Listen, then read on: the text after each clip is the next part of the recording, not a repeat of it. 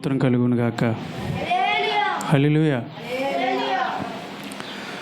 గడిచినటువంటి ఆదివారం నుంచి ఈ ఆదివారం వరకు కూడా దేవుడు తన ఉచితమైన కృప చూపించి ఈ రీతిగా మనందరం కూడా సజీవ లెక్కలో నిలబెట్టి మరొక అవకాశాన్ని దేవుడు మరొక సమయాన్ని మనందరికి కూడా ఇలాగా దేవుని మందిరంలోనికి మనం తోడుకొని వచ్చి దేవుణ్ణి మనం ఆరాధించటానికి, ఆయన మాటలను వినటానికి, ఆయన మాటలు వినిపింప చేయటానికి, అందరం కలిసి దేవుని సన్నిధిలో ఆయన్ని మహిమపరచటానికి దేవుడు మనకిచ్చినటువంటి ఈ కృపను బట్టి దేవుని స్తోత్రం చెప్దామా? హల్లెలూయా. మరి గట్టిగా. మంచిది. శ్వాసనిచ్చింది ఎవరో? దేవుడే ఇచ్చాడు. ఊపిరినిచ్చింది ఎవరో? యేసయ్య ఇచ్చాడు. పోయినటువంటి వారంలో చాలా కార్యాలు మన జీవితాల్లో చేశాడు, అన్ని విషయాల్లో కదా. లేదంటే మనం ఇక్కడ ఉండేవాళ్ళం కాదు. చాలామంది చాలా పరిస్థితులు ఉన్నారు. అయితే దేవుడు మనకి చక్కటి అవకాశాన్ని దేవుడికి ఇచ్చాడు. అందు నిమిత్తమై మొట్టమొదటిగా దేవునికి నా హృదయపూర్వక కృతజ్ఞతాస్తుతులు అర్పిస్తూ కూడి వచ్చినటువంటి మీ అందరూ కూడా ప్రభువైన యేసుక్రీస్తు వారి శ్రేష్టమైనటువంటి నామం బట్టి మీ అందరికీ శుభాలను తెలియజేస్తూ ఉన్నాను. నిండు హృదయంతో మీ అందరికీ నా వందనాలను తెలియజేస్తూ ఉన్నాను. ఇప్పటి వరకు దేవుని వాక్యాన్ని విన్నాం. దేవుని పాటల ద్వారా మనము మహిమపరిచాము. మన గాత్రాలు, మన స్వరాలు ఎత్తి దేవుణ్ణి స్తుతించారా లేదా? స్తుతించారా? ఎవరు వచ్చినప్పుడు ఎవరు ఖాళీగా ఉండకూడదు. ఒకవేళ నీకు పాట రాలేదనుకో, ఒక్కొక్క శరణాన్ని మళ్ళీ రిపీట్ చేస్తారు కదా. పాటలో ఒక శరణం ఒకసారి పాడిన తర్వాత మళ్ళీ రిపీట్ అయ్యేటప్పుడు దాన్ని గుర్తుంచుకొని మీరు కూడా దాంతో కలిపి మీరు పాడవచ్చు, చక్కగా దేవుణ్ణి స్తుతించవచ్చు. ప్రాముఖ్యమైనటువంటి సమయానికి మనం వచ్చాం కాబట్టి దేవుడు మనతో మాట్లాడాలని ఆశపడుతూ ఉంటాడు. ఎప్పుడు అంటే ఎల్లప్పుడూ, ప్రతి నిమిషం, ప్రతిరోజు, ఆదివారం మాత్రమే కాదు, ప్రతిరోజు ప్రతి క్షణం ఆయన మనతో మాట్లాడాలని, ఆయన మనతో ఉండాలని ఆయన ఇష్టపడుతూ ఉంటాడు.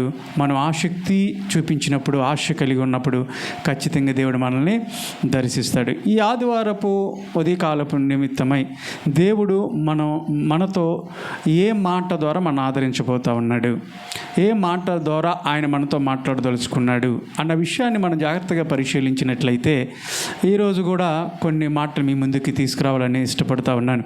నేను ప్రిపేర్ అయింది వేరే మెసేజ్. అయితే దేవుడు ఆ మెసేజ్ని పక్కన పెట్టేసి వేరే మాటలను మీకు వినిపింప చేయాలని రాత్రికాల సమయంలోనే ఆయన ప్రేరేపించినప్పుడు నేను ప్రిపేర్ అయినటువంటి ఆ మెసేజ్ని పక్కన పెట్టేశా. ఇప్పుడు వేరే మెసేజ్, అంటే మీతో దేవుడు ఏదో మాట్లాడాలని ఇష్టపడుతూ ఉన్నాడు. దాన్నే నాకు పదే సార్లు ప్రేరేపించినప్పుడు నేను దాన్ని సిద్ధపాటు కలిగి దేవుని సన్నిధిలో మీకు వినిపింప చేయాలని నేను పరిశుద్ధాత్మని యొక్క ప్రేరణ ద్వారా నేను ఆశ కలిగి ఉన్నాను. వినడానికి మీరు సిద్ధంగా ఉన్నారా? స్తోత్రం చెప్పండి. హల్లెలూయా. మంచిది. కీర్తనలు 37వ కీర్తన బైబిల్ ఉన్నటువంటి వాళ్ళందరూ కూడా తెరచి చూడాలి. బైబిల్ లేనటువంటి వాళ్ళందరూ కూడా ఆ వాక్యాన్ని చదువుతూ ఉన్నప్పుడు, మైక్ తీసుకోమ్మా, వాక్యాన్ని చదువుతూ ఉన్నప్పుడు అది జాగ్రత్తగా ఆలకించండి. 37వ కీర్తన 28వ వచనాన్ని మనం ధ్యానించుకుందాం. ఏలైనగా యెహోవా న్యాయమును ప్రేమించువాడు, యెహోవా న్యాయమును ప్రేమించువాడు, ఆయన తన భక్తులను విడువడు, ఆయన తన భక్తులను విడువడు, వారెన్నటికీ కాపాడబడుదురు, వారు ఎన్నటెన్నటికీ కాపాడబడుదురు. కానీ భక్తిహీనుల సంతానము నిర్మూలమగును. అని భక్తిహీనుల సంతానం ఏమైపోద్దంట? నిర్మూల మగును. దేవుని గట్టిగా స్తోత్రం చెప్పండి. హల్లెలూయా. అనగా దేవుడు దేన్ని ప్రేమిస్తున్నాడంట? చెప్పండి, ఇప్పుడే అన్నారు. చెప్పండి అందరూ.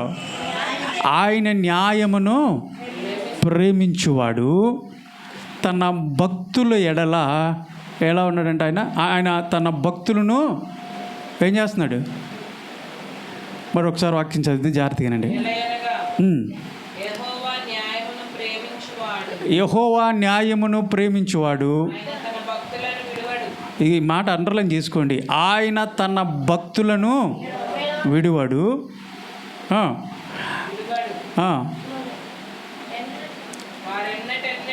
వారు ఎన్నటెన్నటికి ఏమైపడతారంట? కాపాడబడుదురు. ఇప్పుడు ఈ మాట చెప్పండి నాతో.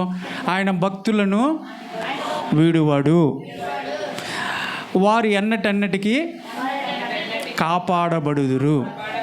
ఇప్పుడు ప్రశ్న, ఎవరు భక్తులు? మీరు యెహోవా భక్తులేనా? చెప్పండి. అంటే దేవుని భక్తులేనా మీరు? అంటే స్వరం రావట్లేదంటే భక్తులు కాదా మీరు? చెప్పండి గట్టిగా, దేవుని భక్తులేనా? ఇక్కడ వాక్యం సెలవిస్తూ ఉంది, దేవుని యొక్క భక్తులను ఆయన అంటే ఏం చేయడంట? విడవాడు. విడవొక్క మాత్రమే కాదు కానీ ఎన్నటెన్నటికి ఆయన ఏం చేస్తాడంటే వారిని కాపాడుతూనే ఉంటాడంట. దేవుని స్తోత్రం కలుగునుగాక. ఎంత చక్కటి మాట అండి. తన భక్తులను విడవాడు అన్నటువంటి మాట ఇక్కడ మనము చూస్తూ ఉన్నాం.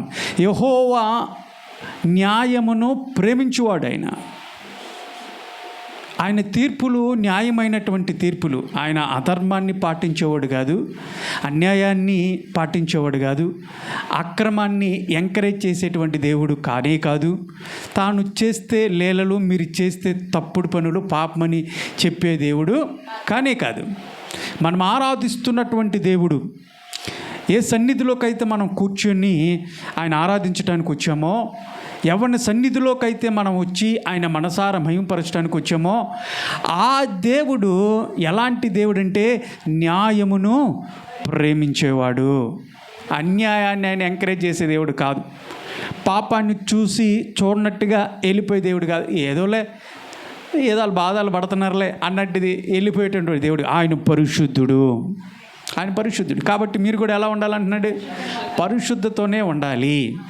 ఇదిగో ఆ పరిశుద్ధమైనటువంటి దేవుడిని, న్యాయమైనటువంటి దేవుడిని, సర్వ సృష్టిని కలుగజేసినటువంటి దేవుడిని, నిన్ను నన్ను నిర్మించినటువంటి దేవుడిని, ఈ యావత్ విశ్వాన్ని నోటి మాట ద్వారా ఆయన కలగజేసినటువంటి దేవుణ్ణి ఎవరైతే భక్తి శ్రద్ధలతో ఆరాధిస్తారో, ఎవరైతే భక్తి శ్రద్ధలతో ఆయన మహింపరుస్తారో, అలాంటి భక్తి పరులంట దేవుడు ఏం చేస్తాడంట? విడివాడు. భక్తి పరులు ఏం చేయడంట? విడివాడు ఆయన. ఇప్పుడు నా ప్రశ్న ఏంటంటే, మీరు అంటే నీవు నేను భక్తిపరులుగానే ఉన్నామా? ఇది ప్రశ్న. అవునండి, మేము భక్తిపరులమేనండి. పాస్టర్ గారు మీరు చూడలేదా? నీ సన్నిధికి వస్తున్నాము కదా, దేవుని సన్నిధికి వస్తున్నాం, ప్రార్థన చేస్తున్నాం, పాట పాడుతున్నాం, హల్లెలూయా చెప్పమంటే చెప్తా ఉన్నాం. ఈ భక్తి కాదండి. ఏం మాట్లాడుతున్నారు పాస్టర్ గారు అంటే, దేవుడు మెచ్చేటువంటి భక్తి ఒకటి ఉంది. అంటే ఈ లోకంలో 2 స్టాండర్డ్లు ఉన్నాయి. ఒకటి మనుషుల స్టాండర్డు, రెండోది దేవుని యొక్క స్టాండర్డ్. అంటే మనుషుల యొక్క ఆలోచన ఒక పరిమితికే చెందింది, దేవుని యొక్క ఆలోచన వేరే. అంటే నువ్వు ప్రదర్శిస్తున్నటువంటి భక్తి నువ్వు అనుకుంటున్నావు ఇదేనండి భక్తి అనుకుంటున్నావు. మనుషులు కూడా అది చూసి అబ్బా ఎంత భక్తిపరురాలని చెప్పేసి అనుకుంటున్నారు. కానీ మనుషులను మెప్పించేటువంటి భక్తిని కలిగి ఉన్నావా, లేదంటే దేవుణ్ణి మెప్పించేటువంటి భక్తిని కలిగి ఉన్నావా? ఇది ప్రశ్న. ఎలాంటి భక్తిని కలిగి ఉన్నావు? ఎవరిని భక్తిపరులు అని చెప్పేసి ఈ రోజున వాక్యం సెలవిస్తూ ఉంది. దేవుని సన్నిధికి వస్తున్నావు, ప్రార్థన చేస్తున్నావు, మళ్ళీ బయటికి వెళ్తున్నావు, మళ్ళీ యథావిధిగా నీ జీవితాన్ని కొనసాగిస్తున్నప్పుడు అది భక్తి అవుతుందా? నిజమైనటువంటి భక్తి అయిద్దా? నీ నోటికి అదుపు లేకుండా, అంతు లేకోకుండా నిష్టానుసారంగా బయటికి వెళ్ళిన తర్వాత ఎట్లా పడితే అట్లాగా ప్రదర్శించేసి నేను భక్తిపరురాలని చెప్పేసి అంటే వాక్యం దానికి అంగీకరించట్లా. నీ భక్తి లోపల ఏ విధంగా అయితే ఉందో బయట కూడా ఆ విధంగా నువ్వు ప్రదర్శించాలా. నీ భక్తి ఇతరులను మెప్పించే విధంగా మాత్రమే కాదు, కానీ దేవుణ్ణి మెప్పించేటువంటి భక్తి నువ్వు కలిగి ఉండాలా. భక్తిలో న్యాయం కలిగి ఉండాలా, శ్రద్ధ ఉండాలా, ఎలాంటి భక్తిని మనం ప్రదర్శిస్తూ ఉన్నాం? అయితే నిజంగా నువ్వు భక్తిపరురాలు అయితే, నిజంగా నువ్వు దేవుని ఎడల భయము భక్తి కలిగి ఉన్నట్లయితే దేవుడంట వాళ్ళని విడువడంట, వారిని ఎన్నటెన్నటికి ఏం చేస్తాడంట? కాపాడుతాడు. ఈరోజు నీకు ఎందుకు శ్రమలు వస్తున్నాయి? ఎందుకు అనేకసార్లు ఆపదలో నుండి నువ్వు రక్షించబడలేకపోతున్నావు? ఇంకను అదే శ్రమలు, ఇంకా అదే శోధనలు, ఇంకా అదే పరిస్థితుల నుంచి నువ్వు వెళ్తా ఉన్నావు అంటే నువ్వు అనుకుంటావు మనసులో, నేను ప్రార్థిస్తున్నానండి, నేను భక్తిని ప్రదర్శిస్తున్నా, కానీ ఎందుకు ఇవన్నీ కూడా ఇంకా పోవట్లేదంటే నీది నిజమైనటువంటి భక్తి కాదేమో. దేవుడు మాట ఇచ్చాడంటే దాన్ని నిలబెట్టేటువంటి దేవుడు ఆయన వాగ్దానం ఇచ్చిన దేవుడు, ఖచ్చితంగా నెరవేర్చే దేవుడు. కాబట్టి భక్తి పరులు ఆయన కాపాడుతాను అని చెప్పినటువంటి దేవుడు, నువ్వు కాపాడబడకపోవటానికి కారణం ఏంటో తెలుసా? నీ భక్తి నిజమైనటువంటి భక్తి కాదు. ఇది అర్థం చేసుకోవాలి. దేవుడైతే చెప్తున్నాడు, నేను భక్తి పరులను విడవను అంటున్నాడు. మరి నీ భక్తి ఎలా ఉంది? నిర్దోషమైనటువంటి భక్తిని ప్రదర్శిస్తున్నావా? ఒక గొప్ప భక్తిని నువ్వు ప్రదర్శిస్తున్నావా? లేదంటే ఆచారపరమైనటువంటి భక్తిని, ఏదో ఆదివారం వచ్చింది కాబట్టి యేసుప్రభు దగ్గరికి వెళ్దామండి, ఏసై అని చెప్పేసి ఆ కాసేపు ప్రభువా అని చెప్పేసి అంటున్నావు, మళ్ళీ బయటికి వెళ్ళిన తర్వాత యథావిధిగా నీ జీవితం ఉంటే అది నిజమైనటువంటి భక్తి అందు. నిన్ను భక్తిపరుడు అని చెప్పేసి అంటానికి వీల్లేదు. మీకు అర్థమవుతుందండి నా మాటలు? భక్తి పరులు ఆయన ఏం చేస్తాడు? ఆయన కాపాడుతాడు, ఎన్నటన్నకి కాపాడుతారు. మరి భక్తి లేనటువంటి వారిని ఏం చేస్తాడంటే వాళ్ళందరూ నిర్మూలిస్తాడు అని ఉంది. అదేనా వాక్యం ఉంది? ఆ తదుపరి అదేనా? భక్తులనేంటో ఆయన విడువక కాపాడుతాను. ఎప్పుడు అంటే ఎన్నటన్నటికీ కాపాడుతానని చెప్పినటువంటి దేవుడు, భక్తి లేనటువంటి వాళ్ళు అంటే దేవుని పట్ల భక్తి లేనటువంటి వాళ్ళు, నిజదేవుణ్ణి మరిచిపోయి తమ చేతులతో తయారు చేసుకొని ఆరాధిస్తున్నటువంటి వాళ్ళు, అంతే కదా, తమ చేతులతో తయారు చేసుకొని ఈయనే సృష్టికర్త, ఈయనే దేవుడు అని చెప్పేసి సమయాన్ని ఖర్చు పెట్టి, డబ్బులను ఖర్చు పెట్టి, అనేకమైనటువంటి వ్యర్థమైనటువంటి వాటిని అన్నింటిని కూడా ఆచరించుకుంటా భక్తిహీనులు అని పిలువబడుతున్నటువంటి వారిని దేవుడు హెచ్చరిస్తూ ఉన్నాడు. వాళ్ళు నిర్మూలింపబడుదురు. అంతే. అంటే యేసుప్రభుని నమ్ముకోకపోతే, దేవుణ్ణి నమ్ముకోకపోతే, ఆయన పట్ల భక్తి లేకపోతే వాళ్ళు ఏమైపోతారండి? నిర్మూలమైపోతారా అంటే అవును, మరి వాక్యం చెప్తా ఉంది. ఇది ఎక్కడి న్యాయం అండి అని చెప్పేసి కొంతమంది ఒకవేళ యేసుప్రభు గురించి తెలియనటువంటి వాళ్ళు ఏం మాట్లాడుతున్నారండి మీరు అంటే, యేసుప్రభుని నమ్ముకోకపోతే మేము నిర్మూలించబడతామా? భక్తి లేకపోతే మేము నాశనమైపోతామా అంటే బైబిల్ సెలవిస్తుంది, వాక్యం సెలవిస్తూ ఉంది. లేఖనము చక్కగా ఉన్నట్టుగా చెప్తా ఉంది. నువ్వు నిర్మూలించబడతావు. ప్రారంభంలో బాగానే ఉండొచ్చేమో, కానీ తరాలు వెళ్ళే కొద్దిగా, నీ పిల్ల తరాలు మారే కొద్దిగా వాళ్ళ జీవితాలు ఆశీర్వాదాలు ఉండవు, చూడలేవు. వాళ్ళు ఏమైపోతారంటే నిర్మూలింపబడుదురు అని ఉంది. ఒక్కొక్కసారి వాక్యము చాలా సూటిగా మాట్లాడుతుంది, ఒక్కొక్కసారి కాదు. దేవుని వాక్యం ఎప్పుడు కూడా సూటిగా తేటగా మాట్లాడుతూనే ఉంటుంది. అందుకని వాక్యాన్ని రెండొంచులు గల ఖడ్గము అని చెప్పేసి అన్నారు. హెచ్చరిస్తూనే ఉంటుంది. ఉన్నట్టు చెప్పాల్సింది, అంతేగా. అందులో భయపడాల్సిన అవసరం ఏముంది? ఒక ట్రాన్స్ఫర్ ఉంది, కరెంటు ట్రాన్స్ఫర్ ఉంటుందిగా, పెద్ద ట్రాన్స్ఫారాలు, అందులో కరెంటు నిల్వ చేస్తూ ఉంటారు. అక్కడ వచ్చి ఒక బోర్డు ఉంటుంది, అక్కడేముంటుంది? డోంట్ టచ్ అని ఉంటుంది. అవునా? అంటే దీన్ని ముట్టకూడదు, అపాయము, ముడితే అపాయం అని ఉంటుంది. అంటే ఏంటి? ఒకవేళ వెళ్ళి దాన్ని పట్టుకున్నారనుకో ఏమైపోతారు? వెంటనే కరెంట్ షాక్ కొట్టేసి చచ్చిపోతారు. అందుకని వాళ్ళు ఏం చేస్తారంటే డోంట్ టచ్, దీన్ని అసలు పట్టుకోవద్దు అంటారు. అంతేగాని కొంచెం చూసి పట్టుకోయా, జాగ్రత్తగా పట్టుకో అని చెప్పేసి రాస్తారా? రాయరు. ఉన్నట్టు రాసేస్తారు. బాబు దీన్ని పట్టుకుంటే చచ్చిపోతావు, అపాయం ఉందని ఒక పుర్రి బొమ్మ వేసి, ఒక పుర్రి స్కల్ ఏదైతే ఉందో పుర్రి బొమ్మ వేసి అక్కడ అపాయం అని రాస్తారు. ఎందుకంటే అపాయం, దాన్ని పట్టుకోకూడదు, అంతే. నువ్వు వెళ్తున్నటువంటి ఆ దారిలో పెద్ద గొయ్యి ఉందనుకోండి, ఒక అగాధం ఉందనుకోండి, అక్కడ గవర్నమెంట్ వారు లేదంటే అక్కడ ఉన్నటువంటి వాళ్ళు ఒక బోర్డు రాస్తారు. అక్కడ అయ్యా ఇటు వెళ్తే కనుక ఇందులో గోతులు పడితే ఇంకా లేవటం కష్టం కాబట్టి ఇటు వెళ్ళొద్దు అని చెప్పేసి కఠినంగానే రాస్తారు బోర్డు. అంతేగాని చూసుకొని వెళ్ళండి అయ్యా, చూసుకొని వెళ్ళండి అని రాస్తారా? రాయరు. దేవుని వాక్యం కూడా అలాంటిదే. దేవుని వాక్కు ఉన్నది ఉన్నట్టుగా నిర్ద్వందంగా చెప్పేస్తూ ఉంటుంది. భక్తిహీనులు నిర్మూలమగుదురు, అంతే. నిర్మూలమవుతారా? అవును, అంతే. భక్తి కలిగినటువంటి వారిని దేవుడు విడిచిపెట్టుకోకుండా వారిని కాపాడుతాడు. దేవుని స్తోత్రం కలుగునుగాక. ఇది గమనించాలి. మనం భక్తిపరులుగా ఉన్నామా? మన భక్తి ఎలాగా ఉంది? ఒక చోట అంటాడు, నిజంగా నువ్వు భక్తి కలిగి ఉన్నటువంటి, దేవుని పట్ల నువ్వు భయభక్తులు కలిగి ఉన్నట్లయితే దేవుని దూతలు నీ చుట్టూ కావలా ఉంటాయి. ఆ మాట చదువుదామా? 34వ కీర్తన 7వ వచనం అనుకుంటా. చూడమ్మా, 34వ కీర్తన 7వ వచనం. యెహోవా యందు భయభక్తులు గలవారు చుట్టూ ఆయన దూత కావలి ఉండి వారిని ఏం చేస్తుందంట? మీకు అర్థమైందని ఈ వాక్యం అన్నారా? ఏం కలిగినటువంటి వారిని దూత రక్షించిద్దంట? చెప్పండి ఆ మాట, చెప్పండి గట్టిగా. అక్కడ కూర్చున్న మగవాళ్ళు ఎవరైతే ఉన్నారో వాళ్ళు గట్టి చెప్పండి. భయభక్తులు గల వారిని యెహోవా దూత వారు చుట్టూ ఉండి కాపలా కాసది. నీకేంటో భయం ఉండదు, భయభక్తులు ఉండవు.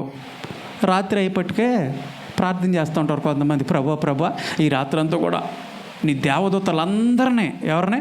అందరినంట. ఇంకా వాళ్ళకి పని లేదు. నువ్వు గొప్ప వ్యక్తివయ్యే, ఎన్నో సాధించేవయ్యే, నీ భక్తికి ఆయన పరవశించిపోయి నీ చుట్టూ ఏముండాలంట? దేవదూతలను పెట్టేసి నన్ను కాపాడయ్యా అని భలే ప్రార్థన చేస్తాం కదా రాత్రికాల సమయంలో. కొంతమంది ప్రార్థన, దేవదూతలను కావాలో ఉంచేయ, ఒకవేళ నేను ఏమైపోతే ఏమైపోద్ది ప్రపంచం, అందుకే నన్ను మాత్రం నువ్వేం చెయ్యి, దేవదూతలను పెట్టి కాపాడు. నువ్వు చాలా భక్తిపరురాలు అయ్యే, నిన్ను దేవదూతలు వచ్చి కాపాడాలి కదా. ఇక్కడ వాక్యం సెలవిస్తూ ఉంది, యెహోవా యందు భయభక్తులు కలవారిని చుట్టూ దూత ఏం చేస్తుందంట? కావలి ఉంచడే. భయభక్తులు, ఈ మాట చాలా నేను తలపోసుకున్నప్పుడల్లా దేవుని సన్నిధికి వస్తున్నటువంటి వాళ్ళు ఎవరైతే ఉన్నారో, దేవుని ఆరాధిస్తున్నటువంటి వాళ్ళు, విశ్వాసాలుగా పిలువబడుతున్నటువంటి వారి జీవితాలను పరిశీలించినప్పుడు ఈ రెండు ఉన్నాయా? భయం ఉంటుందా? భక్తి ఉంటుందా? అసలు భయము భక్తి అంటే ఏంటి? అంటే ఈ రెండు ఉండాలని వాక్యం సెలవిస్తూ ఉన్నప్పుడు భయం అంటే ఏంటి, భక్తి అంటే ఏంటి? అసలు మనం దేన్ని ప్రదర్శిస్తున్నాం? దేన్ని ప్రదర్శిస్తూ ఉన్నాం? నేను మొన్న చెప్పాను, ఒక వ్యక్తి ఉదయకాల సమయంలో పనికి వెళ్ళాడు. పొద్దుటే పనికి వెళ్ళి ఆ పని చూసుకొని ఆ పనిముట్లన్నీ కూడా ఒక తట్టలో వేసుకొని, బుట్టలో వేసుకొని చక్కగా 12 ఆ సమయంలో పని అయిపోద్ది కదా. పొద్దుట వెళ్ళిన వాళ్ళు ఎన్నింటికి వస్తారు? 12 గంటలకు అలా వచ్చేస్తున్నారు కదా. ఆ బొట్టలో అవన్నీ వేసుకొని చక్కగా నోట్లో చుట్ట వేసుకొని, కడుపులో కొంచెం బ్రాందీ వేసుకొని, ఏదో చీప్ లిక్కర్ వేసేసుకొని చక్కగా ఇలాగ తూలుకుంటా చక్కగా వస్తూ ఉన్నాడు. ఆ వచ్చే దారిలో పక్కన మందిరం కనపడింది, ఇట్లాగే మందిరం కనపడింది. వెంటనే ఈయనకేమొచ్చింది? భక్తి వచ్చేసింది. ఆ బుట్ట తీసేసి ఆ పక్కన ఉన్నటువంటి గోడ మీద పెట్టి, నోట్లో చుట్ట తీసి ఆ గోడ మీద పెట్టేసి, ఆ చెప్పులు తీసేసి లంపకాయలు వేసేసుకొని, ప్రభువా నన్ను కాపాడని చెప్పేసి ఒక ప్రార్థన, అటు తోలతా ఇటు తోలతా 2 మాటలు చెప్పేసి మరలా తిరిగి ఆ చుట్టను తీసుకొని నోట్లో పెట్టుకొని, ఆ తట్టను తీసుకొని నెత్తి మీద పెట్టుకొని అలా తోలతా వెళ్ళిపోయాడు. ఇప్పుడు దీన్ని ఏమంటారు? దీన్ని భయం కలిగినటువంటి భక్తి అంటారా? ఎవరైనా అంటారా? ఆడ కూర్చున్నది ఎవరు? ఆశీర్వాదం గారు వచ్చారా? కోటేష్ గారు వచ్చారా? మరి మీరు చెప్పరేంటి? ఇది భయం కలిగినటువంటి భక్తేనా? చెప్పండి. అంటే భక్తిని అయితే ప్రదర్శించారు కదా, భక్తి అయితే ప్రదర్శించాడు. చక్కగా బుట్ట అక్కడ పెట్టాడు, చక్కగా వినయంగా చుట్టను కూడా తీసేసి చక్కగా ప్రార్థన చేశాడు. బాగానే ఉందిగా. దేవుని సన్నిధిని చూడంగానే భక్తి పుట్టుకొచ్చేసింది. భక్తిని ప్రదర్శించాడు. అయితే ఈ భక్తి దేవుణ్ణి మెచ్చేటువంటి భక్తేనా? అంటే ఇందులో ఏమీ లేదు, భయం లేదు, భయం లేదు. ఎట్లా చెప్తున్నారు పాస్టర్ గారు? మళ్ళా తీసుకొని ఆ చుట్ట ఏం చేశాడు? నోట్లో పెట్టేసుకున్నాడు. చక్కగా తూలుకుంటూ లోపల ఆల్రెడీ తాగేసేసి మళ్ళీ వెళ్తా ఉన్నాడు. అంటే భయం ఉన్నవాడైతే తాగుతాడండి? భయం ఉన్నవాడైతే చుట్ట కానీ బ్రాందీ కానీ తాగుతాడా? తాగడం. అంటే ఈ రోజున భక్తి అయితే ప్రదర్శిస్తూ ఉన్నారు. తాగుబోతులు, అన్యాయస్తులు, వ్యభిచారం చేసేవాళ్ళు, దేవుని మందిరానికి అన్ని కోవాలు సంబంధించినటువంటి వారందరూ వస్తారు. అంతేగాని భక్తి పరిలో వస్తారు దేవుని సన్నిధికి రారు. అందరూ వస్తారు. అందులో వ్యభిచారులు ఉంటారు, దొంగతనం చేసేవాళ్ళు ఉంటారు, మోసం చేసేవాళ్ళు ఉంటారు, అబద్ధం ఆడేవాళ్ళు ఉంటారు, అన్యాయం, అక్రమం ఇవన్నీ చేసి అన్ని కోవాలకి సంబంధించినటువంటి వారందరూ కూడా దేవుని సన్నిధికి వస్తారు. ఒక్క పవిత్రులు మాత్రమే రారు. అందరూ వస్తారు. అంతేగాని అక్కడ బోర్డు పెట్టేసి పరిశుద్ధులకి మాత్రమే ఇందులో ప్రవేశం అని చెప్పేసి ఏ చర్చిలోనైనా బోర్డు పెట్టారు? బయట పెట్టలా. వ్యభిచారులు రావటానికి లేదని ఎవరైనా పెట్టారు అక్కడ బోర్డు? దొంగతనం, త్రాగుబోతులు వాళ్ళకి అలౌ చేయడానికి లేదు, అందరూ బయట ఉండాలని చెప్పేసి అని బోర్డు పెట్టారా? లేదు. అందరూ రావచ్చు దేవుని సన్నిధికి. అందరూ వస్తున్నారు, భక్తిని ప్రదర్శిస్తున్నారు. కానీ భక్తి అయితే ఉంది, కానీ భయం లేకుండా పోతుంది. భయం ఉంటలా. దేవుని సన్నిధికి వస్తున్నావు, కాసేపు కూర్చుంటున్నావు, ప్రార్థన చేస్తున్నావు, అంటే బాగానే ఉంటున్నాయి. నీకు తలంతుస్తే చక్కటి పాట పాడుతున్నావు, అంతా బాగానే ఉంది. కానీ మరలా బయటికి వెళ్ళిన తర్వాత అవే చుట్టదాగతం, అదే త్రాగుబోతుతనం, మళ్ళీ అదే వ్యభిచారమైనటువంటి ఆలోచనలు, పాపపు తలంపులు, అన్యాయం, అసూయ, చెడుతనం, చెడ్డ మాటలు. అవునా కదా? నోరు తెరిస్తే బూతులు, అబద్ధాలు, మళ్ళీ ఇవన్నీ ఉంటే వారిని ఏమంటారంటే భయం లేనటువంటి భక్తి అండి వీళ్ళది అంటారు. భయం లేదండి వీళ్ళకే. దేవుడు ఏం చెప్తున్నాడు? తాగొద్దు అంటున్నాడు. దేవుడు ఏం చెప్తున్నాడు? దొంగతనం చేయొద్దు అంటున్నాడు. దేవుడు ఏం చెప్తున్నాడు? అబద్ధం ఆడొద్దు అంటున్నాడు. నీ పొరుగు వారిని ప్రేమించమంటున్నాడు. వ్యభిచారం చేయొద్దు అంటున్నాడు. ఇన్ని చెప్తే అవి పాటించుకోకుండా నీ ఇష్టానుసారంగా తిరిగేసి నీకు నచ్చినట్లుగా నువ్వు దేవుని సన్నిధిలో గడిపేసేసి ఇదేనండి భక్తి అంటే, ఆ భక్తికి దేవుడు సమాధానం చెప్తాడా? చెప్పడం. భయం లేనటువంటి భక్తి. నీకు భయం ఉండాలి, భక్తి ఉండాలి. ఈ రెండు ఉన్నప్పుడే ఆయన ఇందాక చెప్పినట్టుగా యెహోవా యందు భయభక్తులు గలవారు చుట్టూ, అంటే మన చుట్టూ ఒక దూత కావలా ఉంటుంది. దేవుని స్తోత్రం కలుగును గాక. నీకు భయభక్తి లేకపోతే దేవుడు నిన్ను ఎందుకు కాపాడుతాడండి? నీకు నిజంగా భయభక్తులు ఉంటే దేవుడు నిన్ను ఖచ్చితంగా కాపాడుతాడంటే, అవును కాపాడుతాడు.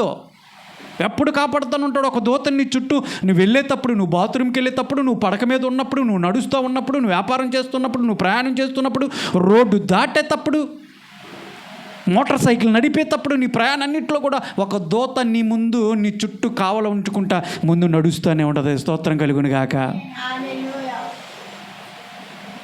భయభక్తులు లేకపోతే దేవుని దూత నీ చుట్టూ ఉండదు. కాబట్టి నువ్వు శ్రమను కొని తెచ్చుకుంటావు. కాబట్టి భయభక్తులు ఉన్నాయా లేదా? ఇది దేవుడు చక్కగా మాట్లాడుతున్నాడు. ఉదయకాల సమయంలో భక్తులను ఆయన విడువక. అబ్బా, ఎంత చక్కటి మాట అండి. ఆయన విడిచిపెట్టే దేవుడు కాదు. నిజంగా నువ్వు భక్తిపరుడు అయితే ఆయన విడిచిపెట్టడంట. ఆయన తన భక్తులను విడువక ఎన్నటికి కాపాడుతాడంట. దేవుని స్తోత్రం కలుగును గాక. మరి కాపాడబడాలని ఉందా? ఆయన చేతిలో విడువక, ఆయన చేతిలో ఉండాలని నీకు ఆశ ఉందా? అయితే ఇప్పుడు నీ భక్తి ఏంటో ఒక్కసారి ప్రశ్నించుకో. ఎలాంటి భక్తిని కలిగి ఉన్నావో ఒక్కసారి ప్రశ్నించుకో.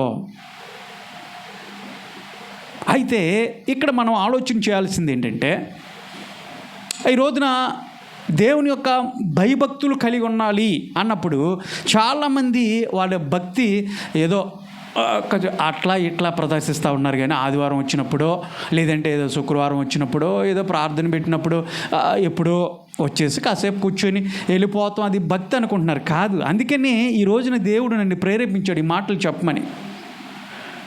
10 గంటలకి ప్రార్థన అంటే ఎప్పుడు వస్తారండి చాలామంది? చెప్పండి, ఎప్పుడు వస్తారు? కొంతమంది 11, కొంతమంది లాస్ట్ ఆశీర్వాదాలు ఇచ్చేటప్పుడు గబగ వచ్చేసి కూర్చొని ప్రభా అని చెప్పేసి నన్ను కూడా ఆశీర్వదించాయని చెప్పేసి అంటూ ఉంటారు. మేము ప్రార్థన చేసుకొని మేము అడిగినప్పుడు, ప్రభా 10ంటికి ప్రభా తండ్రి నీ యొక్క సన్నిధిని తెరవబడుతూ ఉంది, ప్రభా మా దగ్గర ఉండు, నీ మహిమ మా దగ్గర ఉండాలి ప్రభువా, మీరు ఉండాలి ప్రభా ఆరాధనలో అని ఎప్పుడైతే ప్రార్థన చేస్తామో, దేవుడికి ఎప్పుడైతే ప్రార్థన చేస్తామో 10ంటికి ఆయన వచ్చేసి అక్కడ కూర్చుంటాడు. ఆయన ఉన్నారు, ఇప్పుడు ఆయన ఉన్నారు అక్కడ.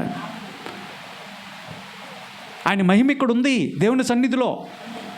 అంటే ఆయన 10ంటికే వచ్చి కూర్చుంటు, దేవుడైతే 10ంటికే వచ్చి కూర్చుంటున్నాడు. మనమైతే ఎప్పుడు వస్తున్నాం? ఇది భయం కలిగినటువంటి భక్త కాదు, 11, 12కి ఎప్పుడో వెళ్దాంలేండి, ఇప్పుడు ఎందుకు, ఆదివారం కదా, ఈ 6 రోజులు కష్టపడ్డాం, కొంచెం విశ్రాంతి తీసుకునివ్వండి అని కొంతమంది ఉద్యోగస్తులు కానీ ఎవరైనా సరే కొంచెం బద్ధకం వచ్చేస్తూ ఉంది ఈ రోజున. ఏదైనా ఊరు వెళ్ళాలంటే 10కి అక్కడ ఫంక్షన్ అంటే 10కి వెళ్ళిపోతారు అక్కడ కదా. ఏదైనా గవర్నమెంట్ పథకాలు ఇస్తున్నారు, 9 లేదా 8 అక్కడ ఉండాలంటే 7:30 అక్కడ ఉంటారు వెళ్ళిపోయి. ఏమన్నా మనకు లాభసాటిగా ఏమైనా ఉన్నాయంటే ఖచ్చితంగా టయానికి అక్కడ నిలబడతావే. ఒక ట్రైన్ కానీ ఒక బస్సు కానీ పలానా టైంకి వస్తుందంటే ఆ టయానికి వెళ్ళి ఉంటావా, లేదంటే టైం ఇచ్చిన తర్వాత వచ్చి ఇంక బస్సు రావట్లేదు ఏంటండి అంటావా? చెప్పండి. టయానికి వెళ్ళి ఉంటేనే బస్సు వచ్చేది. ఆ బస్సు వచ్చే టయానికి ఉండాలి కదా. నువ్వు సమయం దాటిపోయిన తర్వాత వెళ్ళి కూర్చొని ఇంకా బస్సు రావట్లేదండి అని చెప్పేస్తే అది వెళ్ళిపోయింది కమ్మా ఎప్పుడో. అది 9కి బస్సు అయితే నువ్వు 10కి వచ్చావు అని చెప్పేసి అంటారా లేదా? అంటే కొన్ని పనులు, కొన్ని ప్రయాణాలు ఏవైతే ఉన్నాయో అవి అయితే ఆపుకోరు మీరు. అవి అయితే ఆపుకోవడానికి ఇష్టపడరు, టయానికి వెళ్ళిపోతారు. కానీ దేవుని సన్నిధికి రామంటే అదేంటో ఇప్పుడు కాదులేంటే తర్వాత చూద్దాంలే, పోయిన వారం వెళ్ళాక సరిపోదుగా, ఈ వారం రెస్ట్ తీసుకుందాం, మళ్ళీ పోయి వచ్చే వారం వెళ్దాం. ఆ రోజు వారం వెళ్ళాల్సిందేనా, ఏమైనా రూల్ ఉందా ఏంటి అన్నటువంటి వాళ్ళు కొంతమంది. తాగుబోతులను చూడండి. ఒక విధంగా తాగుబోతులు ఎలా ఉంటారో తెలుసా? తాగుబోతులు చక్కగా అక్కడికి వెళ్ళి ఖర్చు పెట్టేటప్పుడు కూడా ధారాళంగా ఖర్చు పెడతారు. ఎంత మనస్ఫూర్తిగా ఖర్చు పెడతారో, ధారాళం అనే మాట. తాగరా, ఇంకొంచెం తాగరా, డబ్బులు ఎవరే? ఈడి జేబుల నుంచే, ఈడి జేబుల నుండి ఖర్చు పెట్టేసి అక్కడ లెక్కలు ఉండవు కదా. తాగుబోతులకి ఆ బ్రాందీ బాటిల్ కొనే దగ్గర లెక్కలేస్తారండి. ఎవరన్నా తాగుబోతులు లెక్కలేస్తాడా? ఎవరైనా చూసారా? అంటే ఒకప్పుడు ఆ పరిస్థితి నుండి వచ్చిన వాళ్ళం కాబట్టి చెప్తున్నాం. ఇక్కడ చాలామంది ఒకవేళ అలాంటి వాళ్ళు ఉంటే తాగుబోతుడు లెక్కలేడు, తీసేసి ఖర్చు పెడతా ఉంటాడు. అరే ఇంకేం కావాలరా నీకు, ఇంకేం కావాలి, అవి కూర్చు తాగరా, కలర్ తగ్గిపోతున్నావు, అద్దాగు ఇద్దిగు అని చెప్పేసి ఆడు చుట్టూ ఉన్నటువంటి వారు అందరం కూడా అప్పోపిచ్చేస్తూ ఉంటాడు. అందుకని కొంతవాళ్ళు అంటారు, పాస్టర్ గారు ఆయన తాగేది కాకుండా ఆయన చుట్టూ ఉన్నటువంటి వారిని అందరూ కూడా తాపిచ్చేస్తాడు, డబ్బులన్నీ ఆయన. అక్కడ లెక్కలేడు తాగబోతుడు, ఖర్చు పెడతానే ఉంటాడు జేబులో నుంచి. ఆడు కొంచెం కిక్ వచ్చేటట్టుగా కొంచెం పోస్తే జాలీగా మిగతా అన్నీ జేబులో దాచుకున్నాయన్నీ కూడా తీసేస్తూ ఉంటాడు. అవునా కదా? తీసేస్తాడు, ఖర్చు పెట్టేస్తాడు. కానీ అదేంటో దేవుని సన్నిధికి వచ్చేపటికే లెక్కలేస్తూ ఉంటారు. కొన్ని మందిరాలు దూరం నుండి వచ్చేటువంటి వాళ్ళు ఎంత ఖర్చు అవుతుందంటే ఆటోలకి, ప్రయాణికి ఎంత ఖర్చు అవుతుంది, మళ్ళీ అక్కడికి వెళ్ళిన తర్వాత తీరా మళ్ళీ తల ఒక్క ఇంటికి మమ్మల్ని 10 రూపాయలు వేయాలి, ఎందుకండి ఈ ఖర్చు అంతా అన్నట్టుగా దేవుని సన్నిధికి రావటానికి లెక్కలేస్తూ ఉన్నారు. ఈ రోజున వేస్తున్నారు లేదా? వేస్తున్నారు చాలామంది. సమయాన్ని లెక్కలేస్తున్నారు, ధనాన్ని లెక్కలేస్తున్నారు. ఆ విధంగా చేస్తూ నేను భక్తిపరుల్ని, భయం ఉంది అంటే అది ఎలా చెల్లుబాటు అయింది? అది ఎలా దేవుడు మెచ్చడు. క్రమం అంటే క్రమమే. దేవుడు ఒక క్రమాన్ని పెట్టినప్పుడు నువ్వు క్రమం తప్పకుండా దేవుని సన్నిధికి రావాలా, సమయానికి రావాలా. అందులో ప్రధానమైనది అది. సమయానికి వచ్చి దేవుని సన్నిధిలో కూర్చోవాలి. ఈరోజు దేవుడు ఏం మాట్లాడదలుచుకుంటాడు? చక్కగా ప్రార్థన చేసుకోవాలి. రాగానే ప్రార్థన చేస్తూ ఉంటారు, కళ్ళు మూసుకొని దేవుని సన్నిధిలో. అబ్బా ఎంత దండి దేవుని సన్నిధిలో అలా ప్రార్థన చేస్తూ ఉంటుంటే దేవుని ప్రార్థన ఆలకిస్తాడు. అది కదా భక్తి.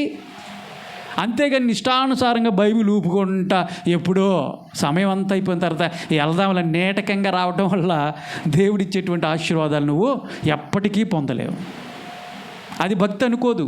కాబట్టి భక్తి, నిజమైనటువంటి భక్తి క్రమం పాటించుకోకుండా దేవునికి ఇచ్చేదానిలో చక్కగా సంతోషంతో ఇస్తూ, నీ సమయాన్ని ఖర్చు పెడుతూ, దైవజనులకు సపోర్ట్ ఇస్తూ, ఆయన పరిచర్యలో ముందుకు కొనసాగించడానికి నీ వంతు సహాయపడుకుంటా నువ్వు భయం కలిగి నీ భక్తి ఉంటే దేవుడు చెప్తా ఉన్నాడు, ఆయన భక్తులను విడవక ఆయన ఎన్నటానికి కాపాడువాడు. దేవుని స్తోత్రం చెప్పండి. అయితే నిజంగా భక్తి కలిగి ఉంటే నిజంగా కాపాడతాడా? లేదంటే ఏదో వాక్యం ఏదో చెప్పాడండి అంటావా? బైబిల్లో చాలా ఉన్నాయి. అలా భక్తి కలిగినటువంటి వారిని దేవుడు కాపాడుతాడు, యెహోవా యందు భయభక్తులు గలవారు చుట్టూ దేవదూత కావల ఉంటుంది అన్నప్పుడు నిజంగానే కావల ఉందా? ఆయన దూత నిజంగానే కాపాడిందా? భక్తులు ఆయన్ని విడువక ఆయన కాపాడా అంటే అవి కొన్నిటిని బైబిల్లో మనం ప్రశ్నించినట్లయితే, ఒకరోజు ఒక సామ్రాజ్యంలో ఒకడికి ఒక కులుబొత్తనం వచ్చేసింది. ఏ రోజున కూడా కుళ్ళుబొత్తనం ఉందా? మనకి చాలామందికి ఉంటుంది కదా. అసూయ, కుళ్ళుబొత్తనం, చుప్పనాత్తనం, వీటన్నీ ఒక్కోవే కదా. సాతానుడి లక్షణాలు ఇవి. మనం నిజంగా భక్తిని ప్రదర్శిస్తున్నప్పుడండి సాతానుగాడు మన మీద అటాక్ చేస్తాడు. మన భక్తిని దిగజార్చాలని, దేవుడి నుంచి మనల్ని దూరంగా జరపాలని వాడు అసూయ. నువ్వు నిజంగా చక్కగా భక్తిని ప్రదర్శించు ఇక తట్టుకోలేడాడు. అందుకనే కొన్ని శ్రమలను మన జీవితంలోకి తీసుకొస్తాడు. చూడండి, అపవాదిగాడు చేసే ఆలోచనలన్నీ కూడా అలాగే ఉంటాయి. దుర్మార్గమైనటువంటి ఆలోచనలు అపవాదిగాడి ఆదిలో నుంచి కూడా వాడి స్వభావం అలాంటిదే. మోసం చేస్తూ ఉంటాడు, ఎంకరేజ్ చేస్తూ ఉంటాడు, అన్యాయం చేయమని, పాపం చేయమని ఎంకరేజ్ చేస్తూ ఉంటాడు. అయితే చూడండి, నిజంగా భక్తిని ప్రదర్శిస్తున్నప్పుడు కొన్నిసార్లు మన జీవితాల్లో కొన్ని శ్రమలు, కొన్ని ప్రతికూల పరిస్థితులు, కొన్ని సమస్యలు, ఒడిదుడుకులు మన జీవితాల్లోకి వస్తాయి. అయితే భయపడకూడదు. ఇక్కడ ఒక రాజ్యంలో రాజుగారిని ప్రేరేపించారు. వెళ్ళి రాజా 30 రోజులు నిన్నే ఆరాధించాలి, ఇంకెవరిని ఆరాధించకూడదు, నిన్నే ఆరాధించాలి, నిన్నే సేవించాలి, ఇంకా ఏ దేవుని కూడా సేవించకూడదు, ఇది ఒక రూల్ తీసుకురా అన్నాడు.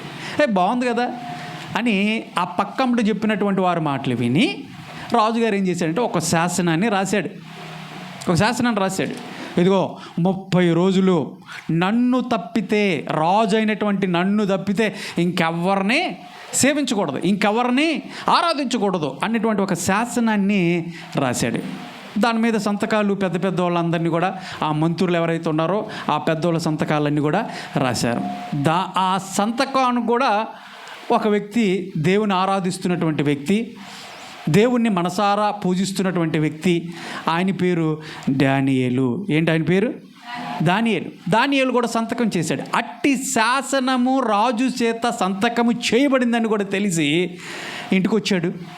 యథావిధిగానే యెరూషలేము వైపు తన గదిలోకి వెళ్ళి కిటికీలు తీసి ప్రార్థన చేశాడు. ఎప్పటిలాగానే దానియేలుకు ఉన్నటువంటి ఒక అలవాటు ఏంటంటే రోజుకి 3 మారు దేవుణ్ణి ప్రార్థించటం అలవాటు. మరి నువ్వు ఎన్నిసార్లు చేస్తున్నావు? ఒక ఆయన అడిగారంట, అమ్మ ఎన్నిసార్లు చేస్తున్నావా అంటే, అయ్యారు 3 సార్లు చేస్తున్నాను, నేను కూడా దానియేలు ప్రార్థన చేస్తున్నాను. అవునా? నిజంగా పొద్దున్నే టిఫిన్ పెట్టిద్దండి మా ఆవిడ, అప్పుడు టిఫిన్ గురించి ప్రార్థన చేస్తాను. మధ్యాహ్నం నాకు లంచ్ పెట్టిద్దిగండి, బోగా పెట్టిద్దిగా, ఆ బోవ పెట్టినప్పుడు ఆ ప్లేట్లో చేయి పెట్టి ప్రార్థన చేస్తా. మరలా రాత్రిపూట మళ్ళీ బోవ పెట్టిద్దిగండి, అప్పుడు కూడా నేను. ఎన్నిసార్లు అయింది? మరి నేను దానియేలు ప్రార్థన చేయట్లేదా? 3 సార్లు చేస్తున్నా అన్నాడంట. ఇది ప్రార్థనేనా నిజంగా? ఎలాంటి ప్రార్థన మనం చేయాల్సింది అంటే ఆహారం ఇచ్చినప్పుడు చేసేటువంటి ప్రార్థన మాత్రమే కాదు, అప్పుడు చేయాలి. కానీ నువ్వు పొద్దున్న పడక మీద నుంచి లేచినప్పుడు ప్రార్థన చేయాలా, మధ్యాహ్నం ప్రార్థన చేయాలా, రాత్రికాల సమయంలో పడుకునేటప్పుడు ఆ దినమంతా కూడా దేవుడు చేసినటువంటి మేళనం బట్టి నువ్వు ప్రార్థన చేయాలి. ఇది 3 మారు ప్రార్థన. దానియేలు 3 మారు ప్రార్థన చేయటం ప్రారంభించాడు. వీళ్ళ టార్గెట్ ఏంటంటే దానియేలుని ఇబ్బంది పెట్టాలి. అపవాదిగాడి ఆలోచన ఏం చెప్పాను? దేవుడిని యందు భయభక్తులు కలిగినటువంటి వారిని ఇబ్బంది పెట్టాలనే కదా. ఇక్కడ కూడా దానియేలు భయభక్తులు కలిగినటువంటి వాడిగా కనపడుతూ ఉన్నప్పుడు ఈ వ్యక్తిని ఏ విధంగా మనం ఇబ్బంది పెట్టాలి అని చెప్పేసి ఈ శాసనాన్ని తీసుకొచ్చారు. దానియేలు దానికి ఏం భయపడలా. ఎలాంటి శాసనం తెలుసా? ఒకవేళ ఈ 30 రోజులు నువ్వు రాజుగారిని కాక ఇంకే దేవుడినైనా నువ్వు ఆరాధిస్తే ఆ వ్యక్తిని తీసుకెళ్ళి ఎక్కడ వేయాలంట? సింహపు బోనులో వేయాలా. అర్థమైందా మీకు? పనిష్మెంట్. వాళ్ళకి శిక్ష ఏంటయా? రాజుగారిని ఆరాధించకపోతే 30 రోజులు ఏంటయా శిక్ష అంటే? ఏం లేదంటే వాళ్ళని తీసుకెళ్ళి సింహం బోన్లు వేసేయడమే, సింహాలకి వేసేసేయడమే, చక్కగా ఆరగించేస్తాయి అవునా, బాగుంది, బేష్గా ఉంది కానివ్వండి అని సంతకాలు చేశారు.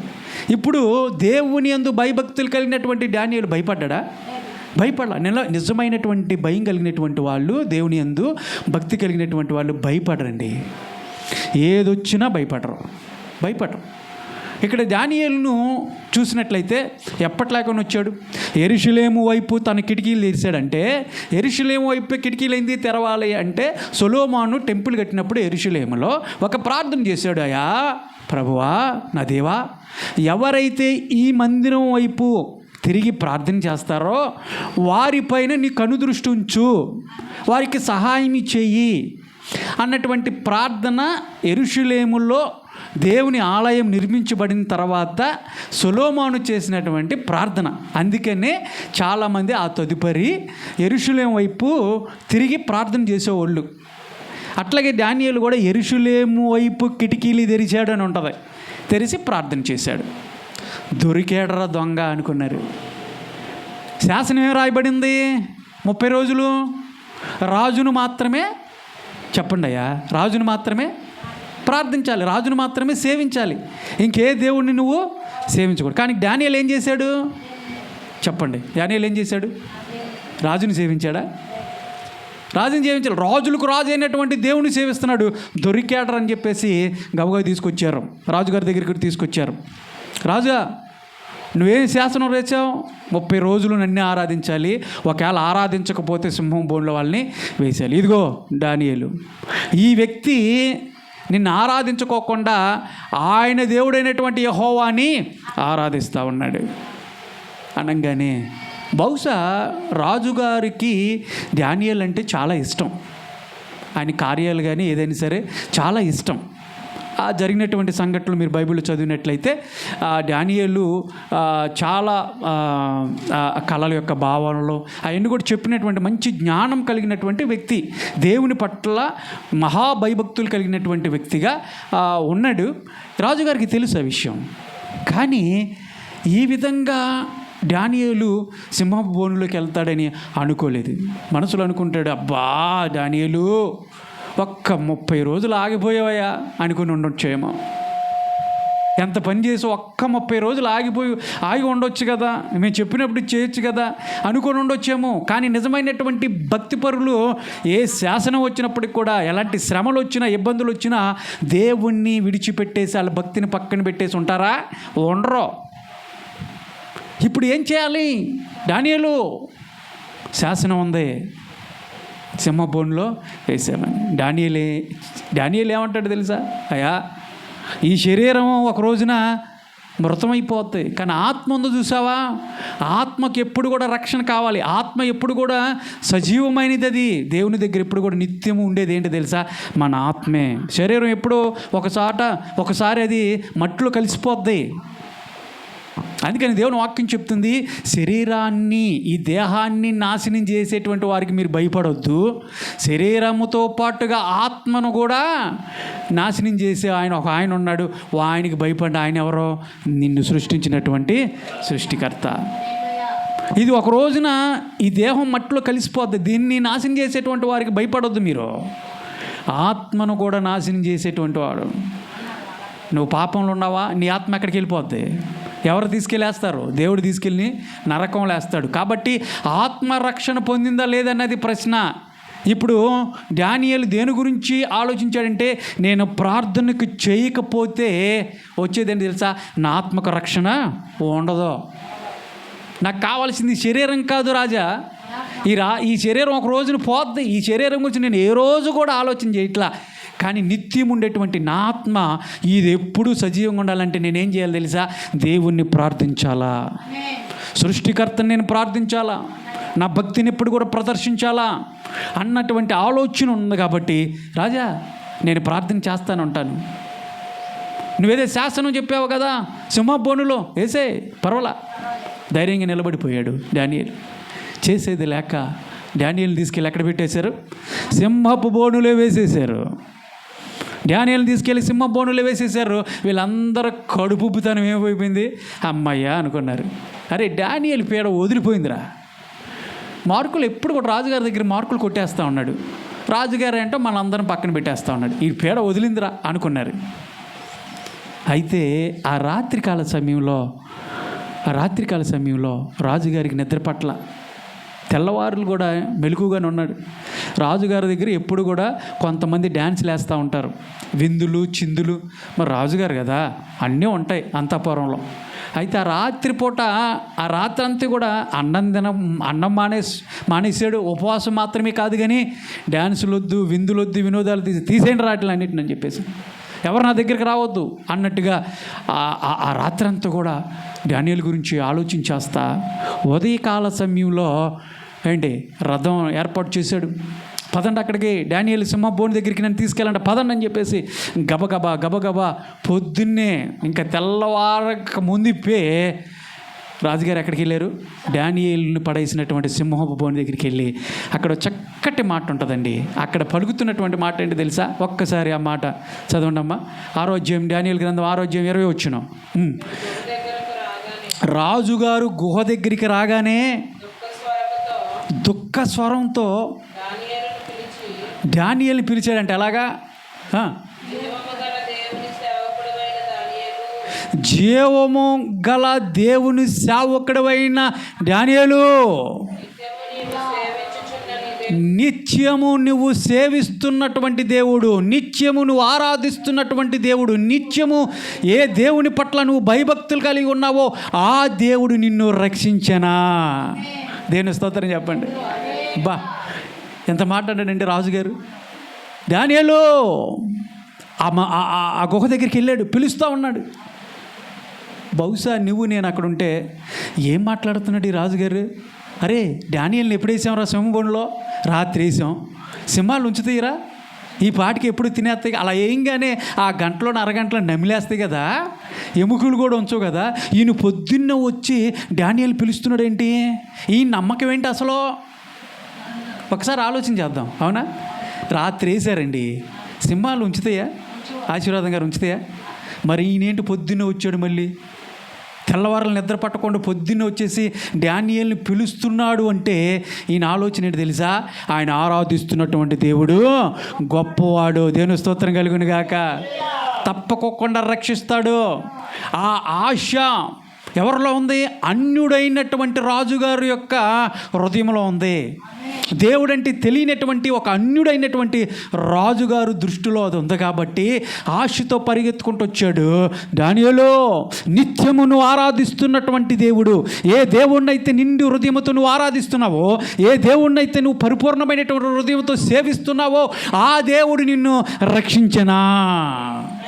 వెంటనే డానియేలు లోపల నుంచి ఒక సౌండ్ వచ్చింది. ఏంటి తెలుసా? రాజు చిరంజీవి అవునుగాక. దేని స్తోత్రం కలుగునుగాక. అందుకు దానియేలు చెప్తున్నాడు, రాజు చిరకాలము జీవించునుగాక. నేను నా దేవుని దృష్టికి ఎలాగ కనపడ్డాడంట? నిర్దోషిగా కనపడ్డాను గనుక ఆయన తన దూతలను పంపించి సింహములు నాకు హాని చేయకోకుండా వాటిని నోళ్ళని మూపించింది. దేవుని గట్టి స్తోత్రం చెప్పండి. యెహోవా యందు భయభక్తులు కలవారు చుట్టూ ఆయన దూత కావలి ఉంటుంది అని దేవుడు వాక్యం చెప్పినప్పుడు ఆయన భక్తి పరులను, ఆయన భక్తులను విడువడు, ఎన్నటెన్నటికీ కాపాడేటువంటి దేవుణ్ణి అని ఇక్కడ లేఖనాల్లో చెప్తా ఉన్నప్పుడు, ఆయన భక్తులకు వచ్చినటువంటి శ్రమ వచ్చినప్పుడు, ఒక శోధన వచ్చినప్పుడు, ఒక ప్రతికూలమైనటువంటి సమస్య వచ్చినప్పుడు, మరణము వాళ్ళ ముందు తాండవిస్తున్నప్పుడు దేవుడిచ్చినటువంటి వాగ్దానం నాకు నెరవేర్చాడే లేదా? నెరవేర్చాడు. దేవుని స్తోత్రం కలుగును గాక. హల్లెలూయా. అలాంటి సమయంలో దానియేలుని ఆ గుహలో వేసినప్పుడు దానియేలు అక్కడ చెప్తున్నటువంటి మాట ఏంటి తెలుసా? రాజు చిరంజీవునుగాక. రాజా నా దేవుని దృష్టిలో నేను ఎలా ఉన్నాను తెలుసా? నిర్దోషమైనటువంటి వాడిగా ఉన్నాను. నీ భక్తి నిర్దోషంగా ఉందా? నువ్వు ప్రదర్శిస్తున్నటువంటి భక్తి ఏదైతే ఉందో దేవుని సన్నిధిలో నిర్దోషమైనటువంటి భక్తి నీకుందా? దేవుడు చెప్తా ఉన్నాడు ఇక్కడ దానియేలు నుంచి, నిర్దోషమైనటువంటి వాడిగా నువ్వు కనపడుతున్నావా దేవుని దృష్టిలో? నిర్దోషమైనటువంటి భక్తిని కలిగి ఉన్నావా? అట్లా అయితే ఇక్కడ దానియేలు చెప్తున్నాను, నా దేవుని దృష్టిలో నేను ఎలా ఉన్నానంటే నిర్దోషిగా నేను కనపడ్డాను. గనుకనే ఆయన ఏం చేశాడు తెలుసా? అక్కడ వాగ్దానం చేశాడు కదా కీర్తనలో, నా దేవుడు దేవదూతని కావలి ఉంచుతానని. దేవదూతలను పంపించి సింహపు నోళ్ళని ఏం చేశాడు? మోయించేశాడు. దేవుని స్తోత్రం కలుగును గాక. నీ భక్తి గొప్పదైతే దేవుడు నీకు వస్తున్నటువంటి శ్రమలు, దేవుడు నువ్వు ఎదుర్కొంటున్నటువంటి ప్రతికూల పరిస్థితులు ఏవైతే ఒక భయంకరమైనటువంటి ఉపద్రవం రావచ్చు నీ జీవితంలో, అయితే నువ్వు నిజంగా భక్తి కలిగి ఉన్నావు, నీ భక్తి నిర్దోషమైనటువంటి భక్తిగా కలపడినప్పుడు దేవుడు నిన్నేం చేస్తాడు తెలుసా? తన దూతను పంపించి నీకు కావలి ఉంచుతాడు. దేవుని స్తోత్రం కలుగును గాక. అలాంటి భక్తిని మనము కలిగి ఉండాలి. దేవుడు మాట ఇచ్చాడు, నెరవేర్చాడే లేదు ఇక్కడ. భక్తి కలిగి ఉన్నప్పుడు దానియేలు జీవితంలో వచ్చినటువంటి ఆ శ్రమలో దేవుడు కాపాడాడు. మరొక విషయాన్ని నేను జ్ఞాపకం చేస్తా. ఇలాగే దాని ఏంటారు, బబులోని చెరలోకి ఇశ్రాయేల్ ప్రజలు వెళ్ళిపోయిన తర్వాత దానియేలుతో పాటుగా ఒక ముగ్గురు యవనస్తులు కూడా వెళ్ళారు. వాళ్ళ పేర్లు ఎవరైనా చెప్పగలరు? షడ్రక్, మిషక్, అబేద్నెగో. వాళ్ళ అసలు పేర్లు ఎవరైనా చెప్పగలరా? వాళ్ళ అసలు పేర్లు అవి అన్ని దేవతల పేరు, బబులోని దేవతల పేర్లు పెట్టాడు నెబుకద్నెజరు. అసలు పేర్లు ఎవరైనా చెప్పగలరా? హిబ్రూ పేర్లు చెప్పగలరా? హనన్య, మిషాయేలు, అజర్యా. గుర్తుంటాయా? హనన్య, మిషాయేలు, అజర్యా. అయితే బబులోని ప్రాంతానికి వెళ్ళిన తర్వాత వాళ్ళకి ఏం పెట్టారంటే షడ్రకు, మిషాకు, అబేద్నెగో అన్నటువంటి వాళ్ళ దేవతల పేర్లు పెట్టారు. సరే, వాళ్ళ పేర్లు మార్చినా ఏమనలా, బట్టలు మార్చినా ఏమనలా, ఓకేనా? ఇంకా తర్వాత అది ఇప్పుడు అవి చెప్పాలనే ఉద్దేశం కాదు. కానీ దేవుని పట్ల ఆ ముగ్గురు యవనస్తులు కూడా ఆ రాజ్యంలోకి వచ్చిన తర్వాత చాలా భయభక్తులతో ఉన్నారు. వాళ్ళ భక్తి ఎలాంటిది? గొప్పది. భయం ఉందా? ఉంది. దేవుని పట్ల భయం ఉందా? ఉంది. భక్తి ఉందా? ఉంది. ఇప్పుడు భయభక్తి ఉంటే దేవుడు ఏం చెప్తున్నాడు? తన దేవదూతని కావల ఉంచుతానన్నాడు, తన భక్తులను విడవను అన్నాడు, కాపాడుతానన్నాడు. అవునా? వీళ్ళ ముగ్గురు కూడా అదే భయంతో భక్తితో దేవుని సేవిస్తూ ఉన్నారు. అయితే రాజుగారు దృష్టిలో వీళ్ళు కూడా కొంచెం మంచి పేరు ప్రఖ్యాతులు గాంచారు, మంచి పదవులు ఇచ్చారు ముగ్గురు కూడా. మరి దేవుని ఆరాధిస్తూ ఉన్నప్పుడు, భయభక్తులు కలిగి ఉన్నప్పుడు అపవాది గడికి నచ్చిద్ది అంటే నచ్చదని ఇందాక చెప్పుకున్నాం కదా. వీళ్ళ ముగ్గురు కూడా ఒక శ్రమ వచ్చింది. ఆ రాజ్యంలో ఉన్నటువంటి కొంతమంది ఏం చేశారంటే వీళ్ళ మీద విషపు చూపు చూశారు. విషపు చూపుని చూపిస్తూ వీళ్ళని నాశనం చేయాలని చెప్పేసి మరలా ఒక తీర్మానం తీసుకొని వచ్చి ఈసారి ఏం చేశారు తెలుసా? రాజుగారు ఒక ప్రతిమను నిలబెట్టాడు, బంగారు ప్రతిమను నిలబెట్టాడు. ఎంత అంటే 60 మూరలు ఎత్తుగా ఉన్నటువంటి ఆ విగ్రహాన్ని, బంగారు పోత విగ్రహాన్ని తయారు చేసి 6 మూరలు వెడల్పోయినటువంటి ఒక పెద్ద విగ్రహాన్ని, మొత్తం కూడా బంగారమే, అంతా కూడా బంగారమే, మేలిమి బంగారంతో పెద్ద విగ్రహాన్ని తయారు చేశాడు. తయారు చేసి ఇక్కడ ఒక అనౌన్స్మెంట్ చేశారు రాజుగారు. ఏంటంటే ఆ విగ్రహాన్ని ప్రతిష్ఠించేటప్పుడు, అంటే ఆ విగ్రహాన్ని నిలబెట్టేటప్పుడు కొంతమంది బోరలు ఊదుతారు, వాయిద్యాలు వాయిస్తారు, సితారాలు, పిల్లన గ్రోవులు, అదేవిధంగా ఆ డప్పు డోలు ఏవైతే ఉన్నాయో కూడా అక్కడ రాయబడి ఉన్నాయి. అవన్నీ కూడా వాళ్ళు ఊదినప్పుడు అక్కడ ఉన్నటువంటి సర్వజనులు, రాజ్యములో ఉన్నటువంటి సర్వజనులు ఒక పని చేయాలి. అదేంటి తెలుసా? అందరూ కూడా సాష్టాంగపడే విగ్రహాన్ని నమస్కారం చేయాలి. బాగుంది కదా తీర్మానం? రాజుగారు పెట్టేశాడు. ఇప్పుడు ఎవరైతే ఆ ప్రతిష్ఠించినప్పుడు, ఆ బోర్రలు ఊదినప్పుడు, డప్పులు వాయిద్యాలు వాయించినప్పుడు ఎవరైతే ఆ ప్రతిమకు నమస్కారం చెయ్యరో, ఆ విగ్రహానికి నమస్కారం చేయరో, ఆ దేవతకి నమస్కారం చేయరో, వారిని ఏం చేయాలని తీర్మానం పెట్టారంటే అగ్నిగుండంలో పడవేయాలా. ఓకే కదా? అర్థమైందా కాన్సెప్ట్? ఇది రాజుగారు ఆ రాజ్యంలో పెట్టాడు. రాజ్యంలో పెడితే ఆ సమయం వచ్చింది, విగ్రహాన్ని తయారు చేశారు, నిలబెడటానికి అందరు సన్నాహాలు చేశారు. ఒక సైనికుడు పొద్దున్నే సేవకుడు అందరిని ఊదాడు, ఇదిగో రాజుగారి ప్రతిమ ఉదయకాల సమయంలో నిలబెడుతున్నాం, అందరూ రాజుగారు చెప్పింది గుర్తుందిగా, అందరూ చేయాలా అని చెప్పేసి అందరికీ అనౌన్స్మెంట్ చేశారు. నిలబెట్టారు, అందరు సాష్టాంగం చేశారు. ఒక ముగ్గురు మాత్రం ఆ ప్రతిమకి నమస్కారం చేయలా. వాళ్ళ పేర్లు ఇప్పుడు మనం చెప్పుకున్నటువంటి యవ్వనస్తులు, మంచి యవ్వన కాలంలో ఉన్నటువంటి ముగ్గురు, షడ్రక్, మిషక్, అబేద్నెగో. ఎందుకు చేయలా? దేవుని వాక్యం చెప్తుంది, ప్రతిమలకు మోగ విగ్రహాలకి మీరు నమస్కారము చేయకూడదు.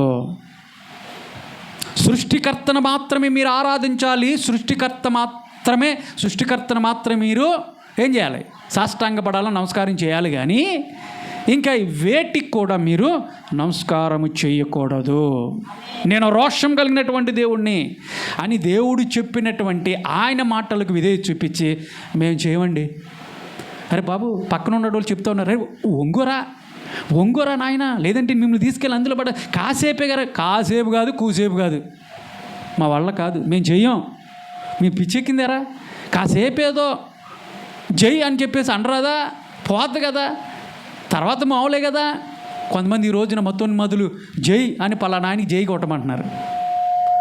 లేకపోతే ఏదో ఒక ఇబ్బందిని కలగజేసే విధంగా చెప్తా ఉన్నప్పుడు కొంతమంది కాసేపే కదండి, ఏదో ఒక మాట అంటే సరిపోద్ది, తర్వాత మనం ఎలా విధంగా మనం ప్రార్థన చేసుకోవచ్చు కదా, జై అంటున్నారు కొంతమంది భయపడిపోయి. కానీ వీళ్ళు తల వంచలా, మేము చేయమండి, మా దేవుని తప్పితే మేము ఎవరిని కూడా ఆరాధించము, వారి ముందు సాష్టాంగపడే అవకాశం లేదో, మేము చేయం, మీరు చేస్తే మీరు చేసుకోండి అని చెప్పేసి అలా నిలబడిపోయారు. అంతే, రాజుగారికి వెళ్ళిపోయింది వార్త. ఉన్నారుగా పక్కంటోళ్ళు, అదును చూస్తూ ఉన్నారు కదా, వీళ్ళు నాశనం చేయాలని వెళ్ళి రాజుగారికి చెప్పారు, ఎవరాలు పట్టురండి ఇలాగని చెప్పేసి అన్నాడు. రాజా, ఒక్క ముగ్గురు వ్యక్తులు మాత్రము ఆ ప్రతిమకి నమస్కారం చేయలేదు. వాళ్ళెవరో తెలుసా? యూదులు, యెహోవాను ఆరాధించేటువంటి వాళ్ళు. అవునా, పట్టురండి అని చెప్పేసి అన్నాడు. ముగ్గురిని తీసుకొచ్చారు, దేవుడి ముందు రాజుగారి ముందు నిలబెట్టారు. మీకు ఎంత ధైర్యం రా మీకు? నా రాజ్యంలో ఉంటూ నా మాట వినకోకుండా, నా ఆజ్ఞకు లోపడకోకుండా, నా శాసనాన్ని తిరస్కరించి నేను చెప్పినటువంటి మాటను విధేయత చూపించరా? ఎంత ధైర్యం మీకు అని చెప్పేసి అంటే వాళ్ళు ఇచ్చినటువంటి సమాధానం ఎంత గంభీరంగా ఉంటుందో తెలుసండి. ఒక్కసారి చూడండి, దానియేలు గ్రంథం 3:16 చూడండి. వాళ్ళు ముగ్గురు యవ్వనస్తులు, ఒక గొప్ప రాజు, ప్రపంచాన్నే పరిపాలిస్తున్నటువంటి రాజు, ఆయన రాజు ముందు నిలబడి చెప్తున్నటువంటి మాట ఏంటో తెలుసా? వాళ్ళ ముగ్గురు రాజుతో ఇలా అంటున్నారు. ఏమని పిలుస్తున్నారండి? పేరు బట్టి పిలుస్తున్నారు. నెబుకద్నెజరు, అసలు దీని గురించి నీకు సమాధానం చెప్పాల్సినటువంటి అవసరత మాకు లేదండి. ఎందుకంటే మేము సేవిస్తున్నటువంటి దేవుడు మండుచున్న ఈ వేడిమి గల అగ్నిగుండములో నుండి ఏం చేస్తాడంట? మీరు చెప్పాలా ఏం చేస్తాడంట? వాళ్ళు చెప్తున్నారు, ఏం చేస్తారని చెప్తున్నాడు? చెప్పండి గట్టిగా. మమ్మల్ని తప్పించి రక్షించుటకు సమర్థుడు, మరియు నీ వశమున పడకోకుండా ఆయన మమ్మల్ని ఏం చేస్తాడంటున్నారు. ఎంత నమ్మకం అండి! వాళ్ళ గొప్ప భక్తే కాదు అది. ఎంత భక్తి అండి వాళ్ళు. రాజా నెబుకద్నెజరు, అసలు ఈ విషయంలో నీకు సమాధానం చెప్పాల్సినటువంటి అవసరత లేనే లేదు మాకు. అగ్నిగుండంలో వేస్తావా? అగ్నిగుండంలో ఆ అగ్నిగుండములో నుంచి మేము సేవిస్తున్నటువంటి దేవుడు, మేము ఆరాధిస్తున్నటువంటి దేవుడు మమ్మల్ని రక్షిస్తాడు. రక్షించేటువంటి సామర్థ్యం కలిగినటువంటి దేవుడు. దేవుని స్తోత్రం కలిగిందా? మనం ఎదుర్కొంటున్నటువంటి ప్రతి ఒక్క సమస్య, మనం ఎదుర్కొంటున్నటువంటి ప్రతి ఒక్క గడ్డు పరిస్థితులు ఏవైతే ఉన్నాయో వాటన్నిటిలో నుంచి మన దేవుడు ఎలాంటి వాడు తెలుసా? ఆయన రక్షించగలిగేటువంటి సామర్థ్యం కలిగినటువంటి వాడు. నమ్మిన వాడు దేవుని స్తోత్రం చెప్తాం. ఆయన సామర్థ్యం లేనటువంటి వాడు కాదు. ఆయనలో పవర్ లేదండి, ఆయనలో శక్తి లేదండి, ఆయనకు శక్తిహీనుడండి. ఈ సమయంలోనే ఆయనలో శక్తి ఉంటుంది, ఆ తదుపరి ఆయనలో ఎలాంటివి ఉండవండి అంటానికి వీల్లేదు. ఆయన సామర్థ్యం కలిగినటువంటి దేవుడు. ఒక ఛాలెంజ్తో కూడినటువంటి సమాధానం చెప్పారు. కాసుకోండి అన్నట్టుగా. వేస్తారా? వేసేయండి రాజా. నా దేవుడు సామర్థ్యం కలిగినటువంటి దేవుడు. వాళ్ళు తర్వాత ఏం చెప్పారంటే, ఒకవేళ మమ్మల్ని కాపాడకపోయినా నా దేవుడు దేవుడే. అవునా కదా? కొంతమంది అంటారు, ఆ దేవుడు ఏం చేశాడండి మాకు? అవును, ఆ యేసుప్రభు ఏం చేశాడండి మాకు? ఏం చేయలేదండి. వచ్చాం కానీ ఏం చేయలేదండి ఆయన పవర్ లేదన్నట్టుగా వెళ్ళిపోతూ ఉంటారు. నువ్వు ఒకవేళ నమ్మకపోవటం వల్ల, లేదంటే నువ్వు పవర్ లేదని చెప్పకపోవటం వల్ల దేవుడు కాకపోకుండా పోతాడా? దేవుడే, నమ్మేది లేని నీ ఇష్టం, అంతేనే కదా. అంటే మీకు అర్థమయ్యేలా చెప్పాలంటే, ఒక కడుపును పుట్టినటువంటి తండ్రికి ఒక కొడుకు ఉన్నాడు అనుకో, ఏదో ఆడిని అడిగింది ఇవ్వలేదనుకో, మా నాన్నవే కాదు నువ్వు అంటే, ఇవ్వలేదని చెప్పేసి నాన్న కాదంటే నాన్న అవ్వకుండా పోతాడా? తండ్రి కదా. నువ్వు దేవుడు కాదంటే ఆయన దేవుడు కాకుండా పోతాడంటే కాదు, ఆయన దేవుడే. అదే చెప్పారు. ఒకవేళ ఆయన మమ్మల్ని కాపాడుకుపోయిన ఆయన దేవుడు, ఆయన మేము ఆరాధిస్తూనే ఉంటాం. మా భక్తి ఎప్పుడు అలాగే ఉంటుంది. మా భక్తిని ఎవరు మార్చలేరు అనేటువంటి మాట ఒక రాజుగారి దగ్గరికి వెళ్ళి తొడగొట్టి సవాలుతో చెప్పారండి. ఆ మాట ఒక అధికారి దగ్గరికి వెళ్ళి మీరు అలా మాట్లాడగలరా? మన రాష్ట్రాన్ని పరిపాలిస్తున్నటువంటి సీఎం గారి దగ్గరికి వెళ్ళి మీరు అలాంటి మాట్లాడగలరా? భయం, అమ్మో తీసుకెళ్ళి లోపల జైలు వేసేస్తారేమో, కుమ్మేస్తారేమో అని భయం, మనం చెప్పలేం. కానీ ప్రపంచాన్ని పరిపాలిస్తున్నటువంటి ఒక రాజు దగ్గరికి వెళ్ళి వీళ్ళు మాట్లాడినటువంటి మాట వెంటనే ఏం చేశారో తెలుసా? తీసుకెళ్ళిపోయి, కోపం వచ్చేసింది రాజుగారికి. ఎప్పుడైతే ఆ మాట చెప్పారో వీళ్ళకి ఎంత ధైర్యం. అరే, నేను చెప్పిన మాట వినకపోగా మళ్ళీ నా ముందుకు వచ్చి మళ్ళీ వీళ్ళు సవాలు విసురుతున్నారు, వీళ్ళని ఏం చేస్తాను చూడండి అరే అన్నారు. సైనికులను పిలిచాడు. ఇదిగో ఆ మండుతున్నటువంటి వేడిని 7 రెట్లు పెంచండి రా అన్నాడు. ఎన్ని రెట్లు? 7 రెట్లు పెంచండి రా అన్నారు. పెంచేశారు, తీసుకెళ్ళారు. ఒక బలమైనటువంటి వాళ్ళని తీసుకొని పిలిచి వాళ్ళకి చెప్పాడు, వీళ్ళని తీసుకెళ్ళి లోపలేసాడు అన్నారు. అంటే బలహీనులు సన్నగా ఉన్నటువంటి వారిని పక్కన పెట్టే, బలంగా ఉన్నటువంటి పిలవంటరా అన్నాడు. బాగా దృఢంగా బలంగా ఉన్నటువంటి వాళ్ళు వచ్చారు, వీళ్ళని తీసుకెళ్ళి అందులేండి అన్నారు. ఆ ముగ్గురిని బట్టలు కూడా తీయకోకుండా, వాస్తవంగా అయితే బట్టలన్నీ తీసేసి వేసేయాలి. బట్టలు ఎందుకు తీయలేదు? ఆ బట్టలు అంటుకోగానే చర్మానికి ఏమైపోతాయి? వేడికి అంటుకొని పోతాయిగా, భయంకరమైన కౌరు పోతాయి. ఆ నొప్పి ఇంకా శరీరానికి అతుక్కుపోతాయి. కాబట్టి బట్టలు కూడా తీయొద్దు వీళ్ళకని చెప్పేసి తీసుకెళ్ళిపోయి అందులేస్తే ఏసునోళ్ళు చచ్చిపోయారంట. వెంటనే బలమైనటువంటి వాళ్ళు ఆ గంధకం దగ్గరికి వెళ్ళంగానే ఆ వేడి తంతా ఉంది కదా, ఆ వేడికి వీళ్ళు కౌరుకు పోయి చచ్చిపోయాలంట. కానీ అందులో వేసినటువంటి ఈ ముగ్గురు లోపల సేఫ్గా ఉన్నారు. దేని స్తోత్రం చెప్పండి. ఇక్కడ ఏం చెప్పాడు దేవుడు? యెహోవా యందు భయభక్తులు గలవారు చుట్టూ ఆయన దేవదూత కావల ఉంటుంది అన్నప్పుడు వీళ్ళు భయభక్తులు కలిగి ఉన్నారు. కాబట్టి వీళ్ళకి వచ్చినటువంటి శోధనలో ముగ్గురిని తీసుకెళ్ళిపోయి అగ్ని గంధకంలో పడవేస్తే రాజుగారు చూస్తూ ఉన్నాడు, నన్ను అరే మొత్తం కాలిపోయారు. లేదంటే ఆ 3 ఒక ఆయన 4 ఆయన కనపడుతూ ఉన్నాడంట అక్కడ. దేని స్తోత్ర కలుగులు గాక. అరే మనం ఎంతమందిని వేసామరా? ముగ్గురినే రాజా. మరేంటి 4వ వ్యక్తి అక్కడ కనపడుతూ ఉన్నాడు? ఎవరా 4వ వ్యక్తి? దేవదూతలా కనపడుతూ ఉన్నాడు. ఎవరు ఆయన? అర్థమైపోయింది ఆయనకి. ఎవరైతే ఈ ఆరాధిస్తున్నారో ఆ దేవుడు గొప్పోడురా, వీళ్ళని కాపాడుతుంది ఆయన వచ్చేసాడు రా అక్కడికని. దేని స్తోత్రం కలుగును గాక. వెంటనే వెళ్ళిపోయి అగ్ని గంధకం నుంచి డోర్ తీశారు. అక్కడ పిలుస్తున్నాడు ఈ రాజుగారు.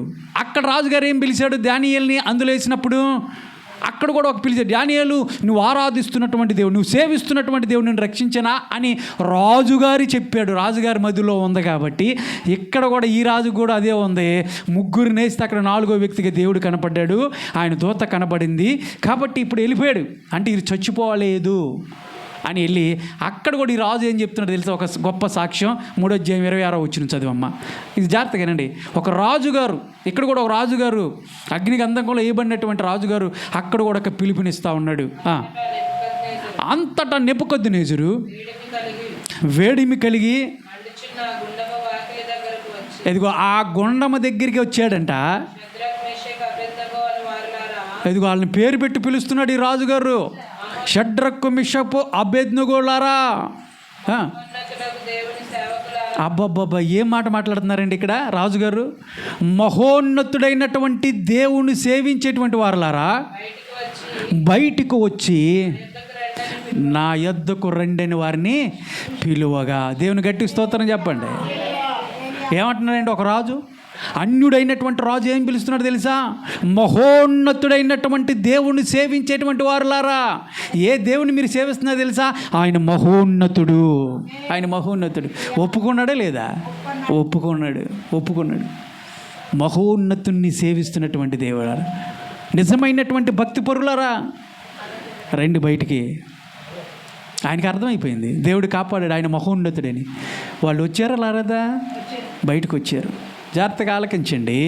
వాడు ఎలా కాపాడబడ్డారంటే దేవుని యొక్క దూత ద్వారా. దేవుని దూత వాళ్ళ చుట్టూ ఏం చేస్తుంది? లోపల తిరుగుతూ ఉంది. వాళ్ళని కాపాడుతూ ఉంది. వాళ్ళని కాపాడింది ఎవరో? దేవుని దూత. దేవుడు పంపించాడు. వాడి భక్తి గొప్పది కాబట్టి, వాడి యొక్క భక్తి నిర్దోషమైనది కాబట్టి, వేషధారణ అనేటువంటి భక్తి కలిగి లేదు కాబట్టి, యెహోవా యందు భయభక్తులు కలిగి ఉన్నారు కాబట్టి, భయంతో కూడినటువంటి భక్తిని వాళ్ళు ప్రదర్శించారు కాబట్టి దేవుడు వాళ్ళ యొక్క ఆపత్కాల సమయమందు ఏం చేశాడు? దూతను పంపించి వారిని అపాయము నుంచి విడిపించినట్లుగా మనం చూస్తూ ఉన్నాం. మన భక్తిని ఇతరులు చూసి చెప్పాలండి. ఇతరులు చెప్తున్నారా? అబ్బా మంచి భక్తురాలండి, రాహేల్ గారండి మంచి భక్తురాలండి అంటున్నారా? లేదంటే దేవుని సన్నిధిలో బాగానే ఉంటుందండి, మీకు ఏం తెలుసండి పాస్టర్ గారు, ఆవిడ బయటకు వచ్చినప్పుడు చూడండి, ఆహా నోరు తెరిసిందంటే ఇంకా నలుగురు నోరు ముయ్యాల్సిందే, పారిపోవాల్సిందే, పెద్ద గొంతుక అంటున్నారా? అలాంటప్పుడు నీ భక్తి మంచిదేనా? అంటే నీ సాక్షి జీవితం, నీ భక్తిని నీ చుట్టూ ఉన్నటువంటి వాళ్ళే, నీ కుటుంబ సభ్యులే నీ భక్తిని మెచ్చే విధంగా, నిన్ను పొగిడే విధంగా ఉందా? ఎవరైనా దేవుణ్ణి అంటే పొగిడే విధంగా అంటే నీ భక్తిని బట్టి దేవుణ్ణి ఆరాధించేటువంటి వారుగా ఉన్నారా? దేవుని యొక్క గొప్పతనాన్ని, ఔన్నత్యాన్ని నీ భక్తిని బట్టి వాళ్ళు తెలుసుకునేటువంటి వారుగా ఉన్నారా? అరే ఎంత భక్తిని ప్రదర్శిస్తున్నట్టు కారణం ఏంటి తెలుసండి? ఇదిగో వాళ్ళు ఆరాధిస్తున్నటువంటి దేవుని బట్టేనండి వీళ్ళు అని నీ భక్తిని బట్టి చెప్పగలుగుతున్నారా? ఇక్కడ అన్యుడైనటువంటి రాజుగారు చెప్పారు దానియేలు విషయంలో, అవునా? ఇక్కడ షడ్రక్ విషయంలో కూడా అన్యుడైనటువంటి ఒక రాజుగారు చెప్పాడు. రాజుగారు ఆయన వాళ్ళ భక్తిని బట్టి మన దేవుని యొక్క గొప్పతనాన్ని గమనించి మహోన్నతుడు అనే సాక్ష్యాన్ని పలికాడు. దానియేలు దగ్గర దేవుని యొక్క గొప్పతనాన్ని బట్టి ఒక రాజుగారు పలికారు. వాళ్ళకి విశ్వాసం ఉంది. కానీ మన భక్తి మనలోనే విశ్వాసాన్ని తగ్గిస్తున్నప్పుడు, మన భక్తిని బట్టి ఇతరులు నిన్నే చేదరించే విధంగా ఉంటే ఇంకా దేవుని యొక్క గొప్పతనాన్ని ఏ విధంగా వాళ్ళు గ్రహించగలుగుతారు? మీకు అర్థమవుతుందండి చెప్పాడు? నీ భయభక్తుని బట్టి, నీ యొక్క భక్తిని బట్టి ఇతరులు ఏం చేయాలా? దేవుణ్ణి సేవించాలా, దేవుని గొప్పతనాన్ని తెలుసుకోవాలా. రాజులు ఇద్దరు కూడా తెలుసుకున్నారు. మరి నీవు ఎప్పటి నుంచో వస్తున్నావుగా దేవుని సన్నిధికి, మరి నిన్ను బట్టి దేవుణ్ణి తెలుసుకుంటున్నారా? నీ భక్తిని బట్టి ఇతరులు దేవునికి రెస్పెక్ట్ ఇచ్చే విధంగా, దేవుని సేవించే విధంగా, దేవుని నమ్ముకునే విధంగా నీ భక్తి ఉందా లేదో ఈ రోజున ప్రశ్నించుకుందాం. ఒకవేళ అలాంటి భక్తి లేకపోతే ఈ రోజున ఒక తీర్మానం తీసుకోవాలా, నా భక్తి నిజమైనటువంటి భక్తి కాదు, ఇతరులని దేవుని దగ్గరికి తీసుకొచ్చేటువంటి భక్తి నేను ప్రదర్శించట్లా, ఇతరులని దేవుని యొక్క గొప్పతనం తెలుసుకునే విధంగా నా భక్తి లేదు, నిర్దోషమైనటువంటి భక్తి నేను ప్రదర్శించట్లా, ఏదో అలవాటు ప్రకారంగా ఆచారపరంగా దేవుని సన్నిధికి వచ్చి భక్తిని ప్రదర్శిస్తున్నాను కానీ నా భక్తిలో నిర్దోషం లేదు, నా భక్తిలో న్యాయం లేదు, నా భక్తిలో భయం లేదు అని గనక నువ్వు రియలైజేషన్ అయితే, ఒకవేళ ఇలాంటి భక్తి నువ్వు కలిగి వెళ్తా ఉన్నావు అనుకో, దేవుడు నిన్ను కాపాడుతాడా? కాపాడు. దేవుడు నిన్ను రక్షిస్తాడా? రక్షించడో. తన దూతని నీకు కావల ఉంచుతాడో, చుట్టూ ఉంచడో. కారణం ఏంటి తెలుసా? నీ భక్తిలో నిర్దోషం లేదు. నీ భక్తి నిజమైనటువంటి భక్తి కాదు. నిజంగా నువ్వు భక్తి గట్టిదైతే, భయభక్తులు కలిగి ఉంటే దేవుడు చెప్తున్నటువంటి మాట ఏంటి తెలుసా? నేను నిన్ను కాపాడుతా, ఎన్నటెన్నటికీ కాపాడుతానన్నటువంటి దేవుడు. ఆయన దేవదూతని నీ చుట్టూ కావల ఉంచుతానన్నటువంటి దేవుడు. ఇప్పుడు వరకు భయం లేనటువంటి భక్తిని ప్రదర్శించావేమో, ఆచారపరమైనటువంటి భక్తిని ప్రదర్శించావా? ఒక్కసారి ఆత్మ పరిశీలన చేసుకుందామా? కళ్ళు మూసుకోండి, ఒకసారి పరిశీలించుకుందాం. ఎలాంటి భక్తిని కలిగి ఉన్నావు? ఆదివారం వచ్చిందని చెప్పేసి బైబిల్ పట్టుకొని కాసేపు ఏదో కూర్చొని వెళ్ళిపోదామని వస్తున్నాం, అది భక్తి అనుకుంటున్నాం, కానీ అది భక్తి కానే కాదు. నీ భక్తిలో నిర్దోషత్వం కనబడుతుందా? అసలు నువ్వు భయం కలిగి ఉన్నావు దేవుని పట్ల? భక్తి ఉంటే నువ్వు దేవుణ్ణి ప్రతిబింబించే వాడిగా ఉంటావు. నీ జీవితంలో అబద్ధానికి తావు ఉండదు, నీ జీవితంలో మోసానికి తావు ఉండదు, చోటు ఉండదు. అన్యాయానికి, అక్రమానికి, పాపపు తలంపులకు, అక్రమమైనటువంటి సంపాదనకి నీ జీవితంలో అవకాశాన్ని ఇవ్వవు. ఒకవేళ ఇచ్చావంటే అది నిజమైనటువంటి భక్తి అనిపించుకోదు. నువ్వు నోరు తెరిచినప్పుడల్లా దేవుని మాటలు పలుకుతావు. ఎన్ని శ్రమలు వచ్చినా, ఇబ్బందులు వచ్చినా దేవుని విడిచిపెట్టుకోకుండా ఉన్నదన్నట్టే చెప్తావు.